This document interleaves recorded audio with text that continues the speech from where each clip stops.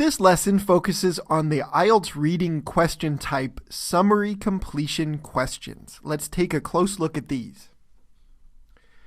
Okay, now here is an example. There's no text with this, just to give you a picture of what these questions look like.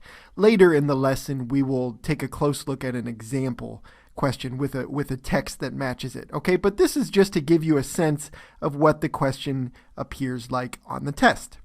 Basically, you have a summary like this. Now, it will probably be a little longer than this one. This one's just an example. But what you have are blanks within the summary that you need to fill in with some words that are either provided to you or that you take from the text itself. Okay, so all of this text with the questions that you see is paraphrased. Okay, it is a paraphrased portion of the reading passage that you have for this set of questions. And again, your job is to fill in these blanks with words that fit well based on what you read in the text. Like other questions, this kind of question fits nicely or fits closely with others you've seen, for example, diagram questions or flowchart completion questions, because the directions and the types of questions you get are quite similar. The first type for summary completion questions are basic short answer question type that you've seen other places on IELTS Reading. Here we've got the example of use no more than 2 words, okay? It could be 1 word, 3 words. You could have numbers that you have to use, okay? But this is just an example. This is a short answer question type. And as always, with this type, it will tell you if you need to take the words directly from the passage. Usually that's the case, and that means you don't make any changes to the words. You take them directly from the reading passage that you're reading to answer the questions. The second type is just like we've seen again on chart completion or diagram completion questions, and this is where they may give you a box with some answer choices, and these answer choices may be, and in fact they're likely to be paraphrases. Okay, so these are not usually words taken directly from the text. They are words that express a similar idea. They're paraphrases of words you find in the text. Okay, so these answer choices, it's a little easier sometimes because you've got a box full of choices you can choose from. But it can be tough to find the appropriate paraphrase since these words are not taken directly from the passage. Okay, let's take a look at some tips on how to approach this question type. The first thing you definitely need to do is to find the section of the reading passage that is summarized for these questions. Usually, the summary will only pertain to a small section of the reading passage, 1 or 2 paragraphs perhaps. So if you go and find that section quickly, you'll know where to look and what part of the reading passage is going to be summarized, including the answers that you need to find for the question. Okay, so after you found the place in the passage where your information is summarized, then you need to study the summary a little bit, okay? A first thing I recommend is to study the sentences that include blanks in order to try to figure out what kinds of words you can use to fill the blanks. Nouns, verbs, adjectives, etc. In a summary completion, the sentences will be complete sentences, right? So you're going to have a lot of grammatical information there to try to figure out what kind of word would fit well in that sentence to complete it, okay? So that's a first step I would recommend. If you can figure it out, then I recommend making a small note for yourself in your question booklet so you can remember what type of word you're searching for. Okay, the next step then, study the summary to understand the paraphrased ideas you must search for in the passage. Okay, so most of these summary paragraphs are not extremely long. Okay, so it's a good idea to read the summarized information carefully so that you have a really good understanding of the ideas you need to fill in to complete the sentences, okay? And then you want to do the exact same thing for the reading passage. Remember, since this is a short section of the passage, it can be very important to read that section carefully in order to get the correct answers, okay? So this is one question type where I really do recommend slowing down a little bit, finding the correct part of the passage that your answers will be found in, and reading that slowly and carefully in order to recognize the ideas that are the same in the reading passage and then paraphrased in the summary questions that you have. Okay, so let's practice this now. So in a second, I'm going to put up a set of questions for you that are summary completion questions. And I would invite you to use the strategies we just learned in order to try to complete the questions set that we have. And then, of course, we'll go through and provide answers and see how well you did and sort of understand how to approach the question. Okay, so I would invite you to pause your video once these questions are up. And then after you've answered them, we'll go ahead and go through the answers together. Okay, so go ahead and pause your video now.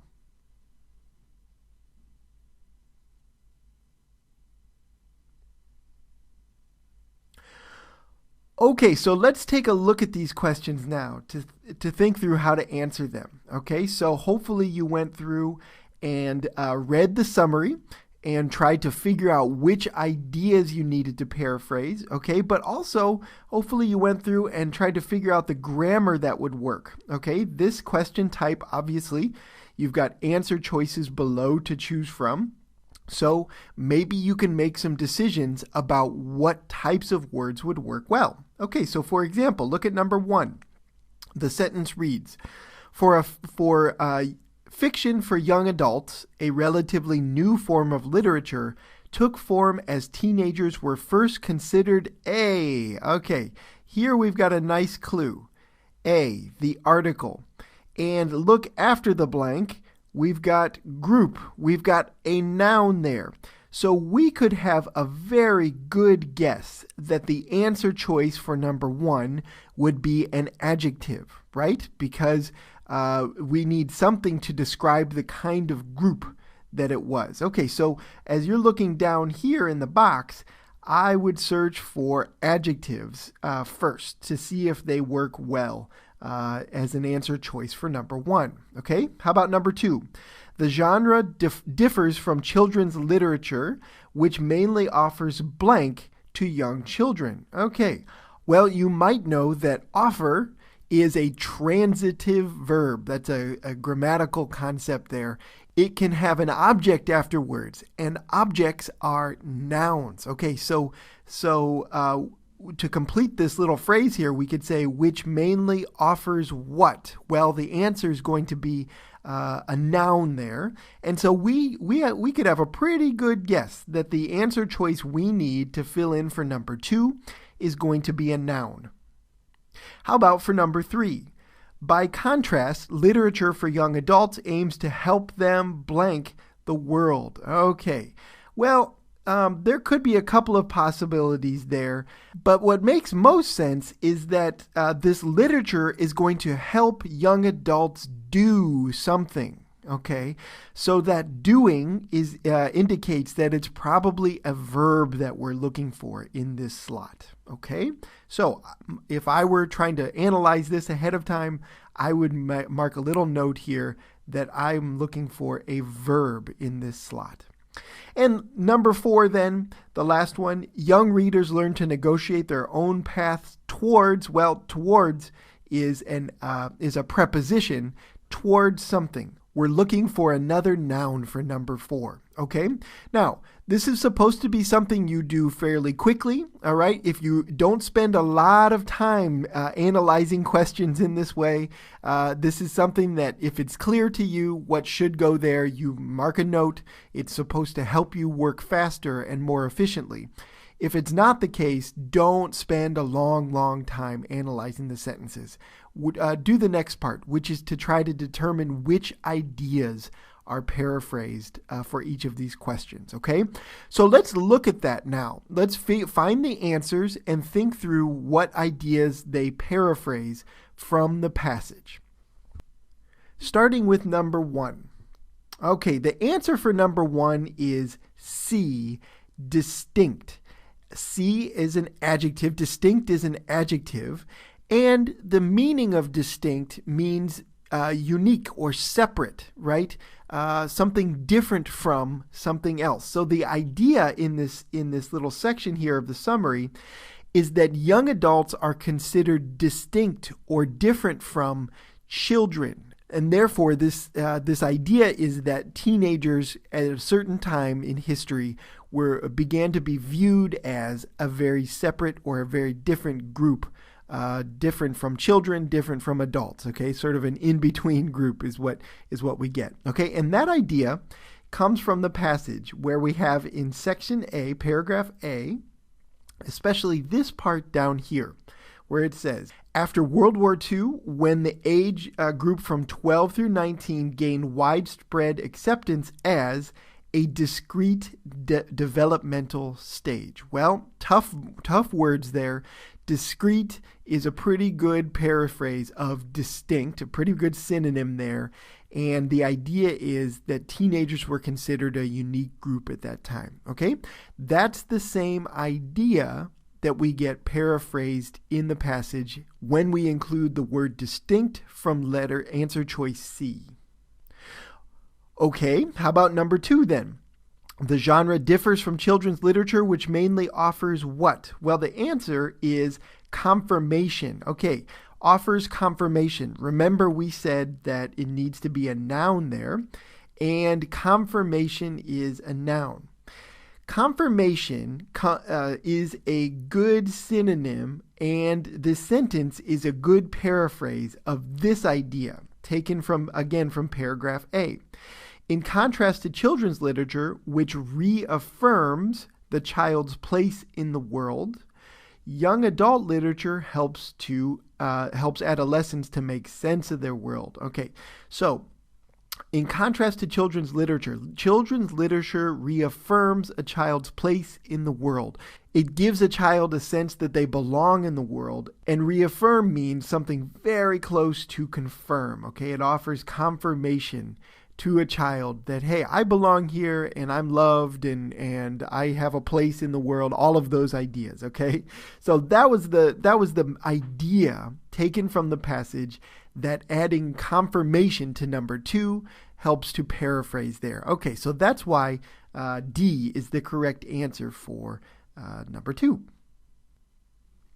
Moving on to number 3, by contrast, literature for young adults aims to help them what?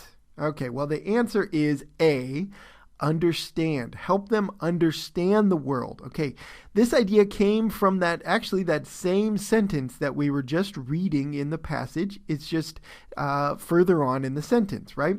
Young adult literature helps adolescents to make sense of their world. To make sense of something means to understand it. Okay, so this part in green down here, taken from the passage, is a direct paraphrase of the idea understand. Okay, remember that what we were looking for, we guessed, was a verb in this place. You may have been tempted by answer choice B here to shape their world. There's another verb, but it doesn't say literature does not help young adults shape the world. That's not the same idea that was taken from the passage. Instead, the literature allows young adults to understand things, to get a clear sense of their world. And that's what we get by using answer choice A there. Okay, so answer choice A recreates the same idea that is taken from the passage there. Okay, and the last one then, the last sentence in the summary, as they encounter young characters struggling to do the right thing in difficult circumstances, young readers learn to negotiate their own path towards. Okay, some tough words there. To negotiate. Negotiate means something very similar to the idea of navigate or to steer something, right? To go in the right direction as you're trying to do something. So to negotiate a path means to sort of find your way in the right direction in life, right? You can imagine this is difficult for teenagers to do in some cases. So the best answer for this one, the thing that teenagers are navigating towards, at least in the idea that was mentioned in the passage, is that they're trying to negotiate or find their way or find their own path towards maturity, being mature, being an adult, okay? So that idea comes from here, the middle section here in green. So it says young adult literature explores these themes, okay, in ways that help readers navigate the difficult passage. Okay, navigate the difficult passage means almost exactly the same thing as negotiate the path. And moving from childhood to adulthood is the same idea as moving towards maturity. Okay, so that's why the idea that we get from the passage is paraphrased nicely in the sentence there in our summary completion question for number 4. Okay, so the answer is maturity. Okay, so that was our example set here. That's how you should approach. Let's just review the steps once again. The thing to do with these summary completion questions is to find the spot in the passage where your summary is taken from. Okay. Secondly, then, study the summary to determine what kinds of words. Okay. Do it quickly. Don't spend a long time on this, but if you can find what types of words should fill in the blanks there, then that's a great clue to help you find the right answers. Number 3, study the summary to understand paraphrased ideas. Okay. You may need to, depending on how long your summary is, it may make sense for you to really slow down, read your summary carefully to understand what ideas you need to search for, and then do the same thing in the passage, right? If especially, if it's a shorter section, 1 paragraph, or maybe 2 shorter paragraphs, that would be a typical situation for IELTS reading, then it will really pay off to read that carefully. Often, there's no other way to really answer these summary questions accurately without really reading closely, because you have to spend time thinking through what ideas paraphrase the reading passage accurately in the summary completion questions that you're trying to answer. Okay, so this is one type where you may do more careful reading than with other types of questions on IELTS reading, where you can just scan for answers quickly. Okay, so those are our summary completion questions. Hopefully now you have a good idea on how to approach these questions on the test.